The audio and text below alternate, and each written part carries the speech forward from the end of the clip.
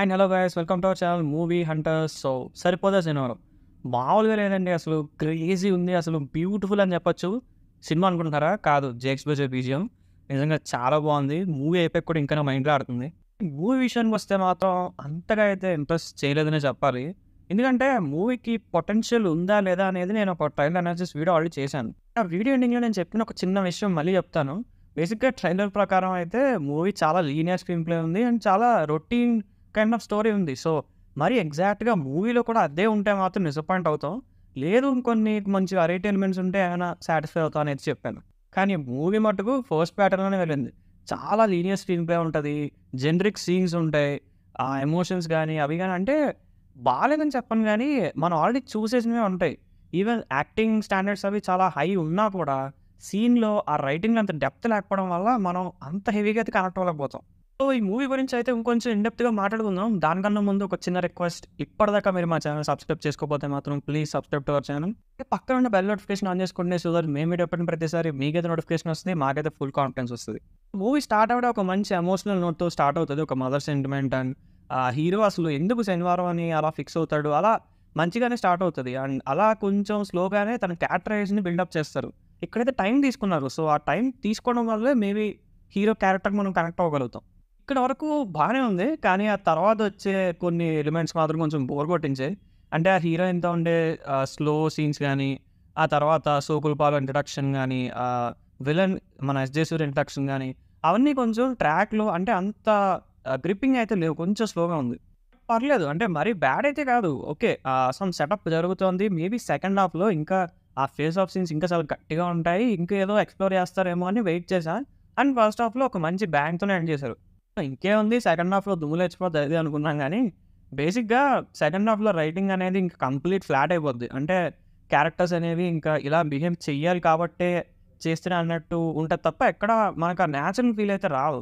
So, maybe అక్కడే నాకు ఆ టెంపో మిస్ అయిందనిపించింది. ఇక్కడొచ్చి కొన్ని యాక్షన్ సీక్వెన్సెస్ కూడా అంతగా అయితే అట్రాక్ట్ చేయలేదు. కొంచెం బోర్ కొట్టించాయి. ఆ మూవీ ఎండింగ్ కూడా కొంచెం మనం ఎక్స్‌పెక్ట్ చేసినట్టే ఉంటది. అంత కొత్తగా అయితే ఆఫర్ చేయదు. ఓవరాల్‌గా చూసుకుంటే అసలు ఫస్ట్ హాఫ్ కన్నా సెకండ్ హాఫ్ కొంచెం బ్యాడ్ అనే చెప్పాలి. అట్‌లీస్ట్ ఫస్ట్ హాఫ్‌లో అట్‌లీస్ట్ ఆ సెటప్ సీన్స్ అయినా కొంచెం ఎఫర్ట్ పెట్టారనిపించింది.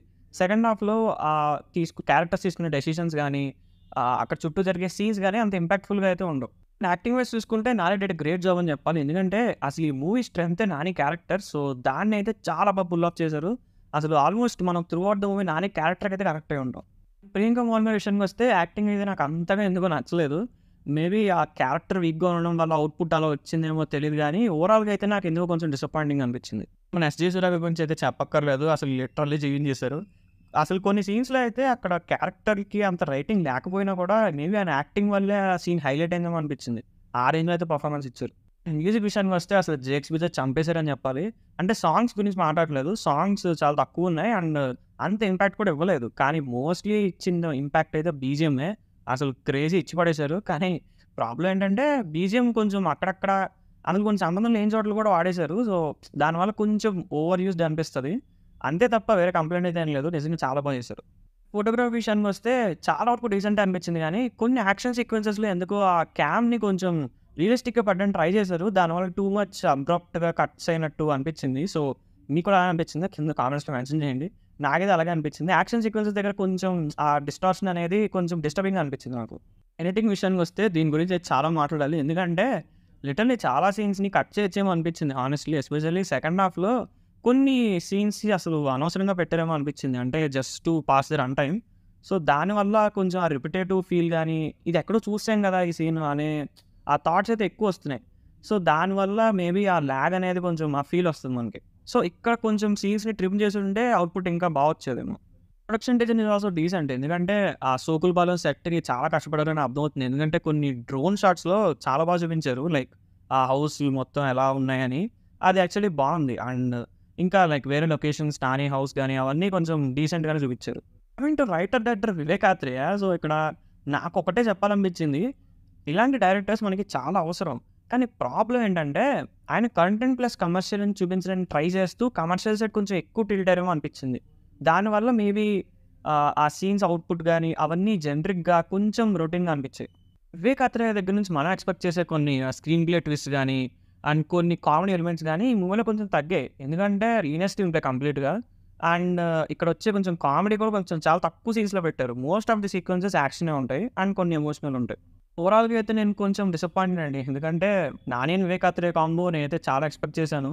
అఫ్‌కోర్స్ నేను చెప్పిన ప్రీవియస్ వీడియో ప్రకారం కూడా నేను కొంచెం లో ఎక్స్‌పెక్టేషన్సే పెట్టుకున్నప్పటికీ నాకు కొంచెం డిసప్పాయింటింగ్‌గానే అనిపించింది.